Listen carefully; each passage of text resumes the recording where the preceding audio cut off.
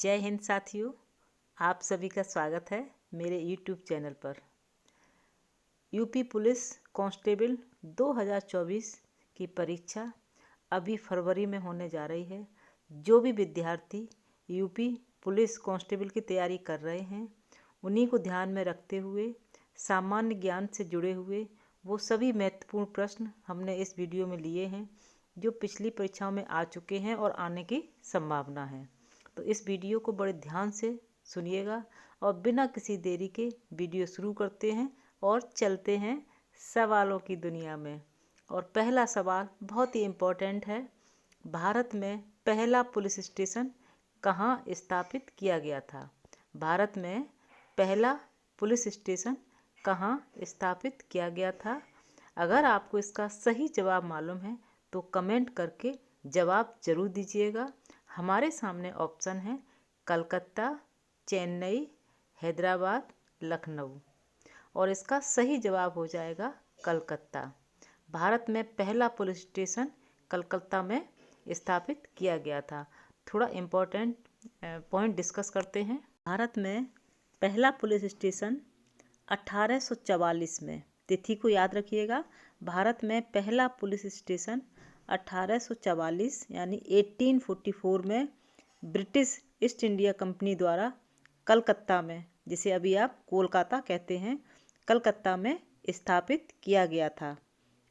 1844 में 1844 में कलकत्ता में ब्रिटिश इंडिया द्वारा स्थापित किया गया था। आगे चलते हैं और प्रश्न आपके सामने है।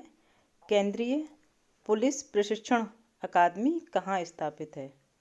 ऑप्शन आपके सामने है भोपाल, लखनऊ, आगरा, नई दिल्ली, और इसका राइट आंसर हो जाएगा भोपाल। केंद्रीय पुलिस प्रशिक्षण अकादमी भोपाल में स्थापित है। आगे चलते हैं और सवाल आपके सामने है। लोहागढ़ दुर्ग का निर्माण किसने करवाया? लोहागढ़ दुर्ग का निर्माण किसने करवाया? हमारे सामने ऑप्शन है जवाहर सिंह, महाराजा सूरजमल, महाराजा नबत सिंह और चूड़ामन जाट। अगर इसका सही जवाब आपको मालूम है तो कमेंट जरूर करें। और इस प्रश्न का सही जवाब हो जाएगा महाराजा सूरजमल। महाराजा सूरजमल ने लोहागढ़ दुर्ग का निर्माण 1733 यानी 1733 में करवाया था। आगे चलते हैं और प्रश्न आपके सामने है। बाल विवाह प्रथा किस काल में आरंभ हुई थी? बाल विवाह प्रथा किस काल में आरंभ हुई थी? ऑप्शन आपके सामने है सल्तनत काल, गुप्त काल, मुगल काल, ब्रिटिश काल, और इसका सही जवाब हो जाएगा गुप्त काल। बाल विवाह प्रथा गुप्त काल में आरंभ हुई थी। गुप्त साम्राज्य का उदय 3री सदी के अंत में प्रयाग के निकट कौशाम्बी में हुआ था, और इस वंश का आरंभिक राज्य उत्तर प्रदेश और बिहार में था।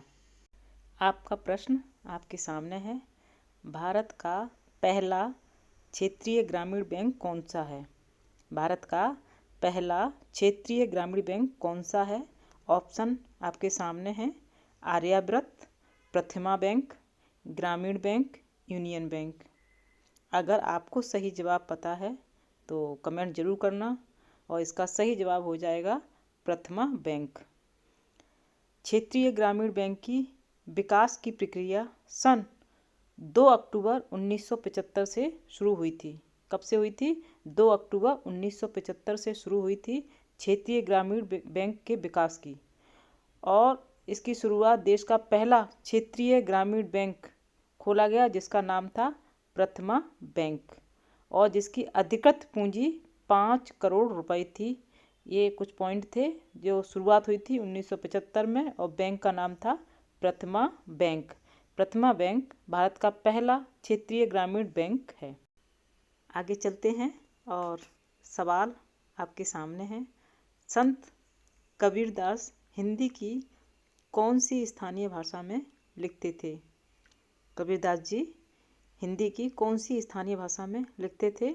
ऑप्शन आपके सामने हैं, और इसका सही जवाब हो जाएगा अवधी। कबीरदास जी हिंदी की अवधी भाषा में लिखते थे। कबीर की भाषा वैसे सदुक्कड़ी और पंचमेल खिचड़ी भी कहते हैं। उनके स्थानीय भाषा अवधी में बहुत ज़्यादा उनका प्रयोग है, तो इसका सही जवाब अवधी हो जाएगा। आगे बढ़ते हैं और सवाल आपके सामने है, टेबल टेनिस किस देश का राष्ट्रीय खेल है? कौन सा देश है जिसका राष्ट्रीय खेल टेबल टेनिस है? ऑप्शन आपके सामने हैं, इटली, ऑस्ट्रेलिया, चीन, एंटीगुआ। और इसका सही जवाब हो जाएगा चीन। टेबल टेनिस चीन का राष्ट्रीय खेल है, लेकिन चीन ने औपचारिक रूप से राष्ट्रीय खेल घोषित नहीं किया है। लोकप्रियता के आधार पर टेबल टेनिस को चीन का राष्ट्रीय खेल माना जाता है। महत्वपूर्ण टेबल टेनिस शब्दावली है, उससे भी जुड़े हुए सवाल आ जाते हैं एग्जाम में। बैक हैंड दाहिने हाथ के लिए, बैक स्पिन गेंद पर रखी गई बैक स्पिन, स्पिन को अंडर स्पिन भी कहा जाता है। तो बहुत सारी शब्दावली है। आगे चलते हैं और प्रश्न आपके सामने है, भारत की पहली बोलती हुई फिल्म कौन सी है? प्रश्न बहुत इम्पोर्टेंट है। ये प्रश्न अक्सर परीक्षाओं में पूछा जाता है और हमेशा परीक्षा में प्रश्न को बहुत गौर से पढ़ना चाहिए। कन्फ्यूजन में कभी कभी प्रश्न कुछ होता है और जवाब कुछ और दे दिया जाता है। इसमें पूछा गया है भारत की पहली बोलती हुई फिल्म कौन सी है। कभी कभी पूछ लेते हैं भारत की पहली मूक फिल्म कौन सी थी, रंगीन फिल्म कौन सी थी। इसलिए इस प्रश्न को ध्यान से, कोई भी प्रश्न हो ध्यान से पढ़ना चाहिए, तब उसका जवाब देना चाहिए, जिससे कोई कन्फ्यूजन ना रहे, हड़बड़ी में गलत हो जाता है। तो भारत की पहली फिल्म कौन सी थी, ये आपके सामने ऑप्शन है और इसका सही जवाब है आलम आरा। आलम आरा भारत की पहली बोलती हुई फिल्म थी और ये फिल्म 1931 में रिलीज हुई थी। ये सन याद रखिएगा 1931 में रिलीज हुई थी और इसका डायरेक्शन यानी कि निर्देशन इसके अर्देशीर ईरानी ने किया था। ये नाम भी याद रखिएगा, इसका निर्देशन अर्देशीर ईरानी ने किया था। और आलम आरा की कहानी कुमारपुर के राजा और उनकी दो पत्नियां दिलबहार और नवबहार के इर्द गिर्द घूमती हैं और दोनों ही निसंतान थीं। तो कुछ इम्पोर्टेंट पॉइंट थे जो मैंने आपके सामने रख दिए। आपका प्रश्न आपके सामने है, वन महोत्सव की शुरुआत किसके द्वारा की गई? वन महोत्सव की शुरुआत किसने की थी? आपके सामने ऑप्शन है, सुंदरलाल बहुगुणा, विनोबा भावे, जवाहरलाल नेहरू या फिर के.एम. मुंशी। और इसका सही जवाब हो जाएगा के.एम. मुंशी। वन महोत्सव की शुरुआत के.एम. मुंशी के द्वारा की गई और ये शुरुआत कब हुई थी? 1950 में के.एम. मुंशी के द्वारा की गई थी। वन महोत्सव की शुरुआत 1950 में, याद रखिएगा 1950 में की गई थी, जो भारत में एक वार्षिक वृक्षारोपण उत्सव है। क्या है ये वन महोत्सव? क्या है? वर्ष में एक बार वृक्षारोपण का उत्सव मनाया जाता है, जिसकी शुरुआत के.एम. मुंशी के द्वारा 1950 में की गई थी। आगे चलते हैं और प्रश्न है, भारत में सबसे अधिक वन क्षेत्र वाला राज्य कौन सा है? इम्पोर्टेंट प्रश्न है, अक्सर परीक्षाओं में पूछा जाता है, याद करिएगा इसको। भारत में सबसे अधिक वन क्षेत्र वाला राज्य कौन सा है? अरुणाचल, हरियाणा, मध्य प्रदेश या फिर असम। इसका सही जवाब हो जाएगा मध्य प्रदेश। भारत में वन क्षेत्र का सबसे बड़ा क्षेत्र वाला राज्य मध्य प्रदेश है। 2021 की रिपोर्ट के अनुसार, ये जो आंकड़े हैं वो 2021 की रिपोर्ट के अनुसार मध्य प्रदेश राज्य में देश का सबसे बड़ा वन क्षेत्र है। भारत में सबसे बड़ा वन क्षेत्र मध्य प्रदेश में है, उसके बाद अरुणाचल में है, उसके बाद छत्तीसगढ़ में है, उड़ीसा में है और महाराष्ट्र में है। तो हमारा पहले नंबर पर मध्य प्रदेश सबसे बड़ा वन क्षेत्र है, उसके बाद अरुणाचल दूसरे नंबर पर आता है। आगे चलते हैं और प्रश्न आपके सामने है, भारत के मध्य से कौन सी रेखा गुजरती है? बहुत ही इम्पोर्टेंट प्रश्न है, अक्सर परीक्षाओं में ये प्रश्न पूछा जाता है और पहले भी मैंने बोला है, एग्ज़ाम हो या वैसे भी प्रश्न को हमेशा ध्यान से पढ़ना चाहिए। ये प्रश्न है, भारत के मध्य से कौन सी रेखा गुजरती है। और इस प्रश्न को ऐसे भी पूछा जाता है, वह कौन सी रेखा है जो 8 राज्यों से होकर गुजरती है। तो प्रश्न को बहुत ध्यान से पढ़ें, तभी जवाब दें, जिससे कि कोई गुंजाइश ना रहे गलत होने की। तो प्रश्न आपके सामने है और ऑप्शन है भूमध्य रेखा, कर्क रेखा, मकर रेखा, मानक या उत्तर रेखा। अब इसमें कौन सा सही जवाब है आपका, और इसका सही जवाब हो जाएगा कर्क रेखा। कर्क रेखा एक काल्पनिक रेखा की तरह है जो कि भारत के मध्य से होकर गुजरती है और देश के मोटे तौर पर बराबर भागों में विभाजित करती है। ये मुख्य पॉइंट थे। अब मैं ये भी बता देती हूँ कौन से वो 8 राज्य हैं जहाँ से होकर गुजरती है। प्रश्न दूसरे रूप में आ जाए तो आप कर सकते हैं। यह है गुजरात, राजस्थान, मध्य प्रदेश, छत्तीसगढ़, झारखंड, पश्चिमी बंगाल, त्रिपुरा और मिजोरम से होकर गुजरती है।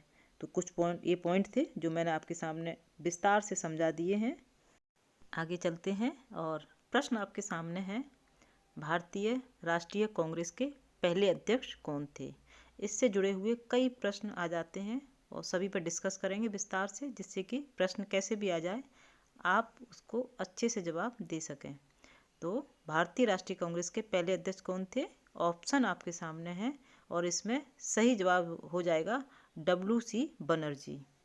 भारतीय राष्ट्रीय कांग्रेस का गठन 28 दिसंबर 1885 1885 को हुआ था। भारतीय राष्ट्रीय कांग्रेस का गठन 28 दिसंबर 1885।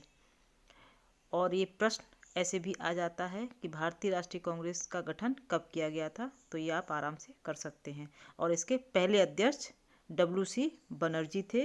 और ये पहला अधिवेशन कहाँ हुआ था, इसका पहला अधिवेशन मुंबई में हुआ था। 28 दिसंबर 1885 को मुंबई में हुआ था। और पहले अधिवेशन में कितने सदस्य थे, 72 सदस्यों ने भाग लिया था। और ये भारत में सबसे शक्तिशाली और प्रमुख राजनीतिक दलों में से एक बन गया था, भारतीय राष्ट्रीय कांग्रेस। इस तरह से इस सवाल से जुड़े हुए कई प्रश्न आपने समझ लिए हैं, आराम से आप जवाब देने में सक्षम हैं।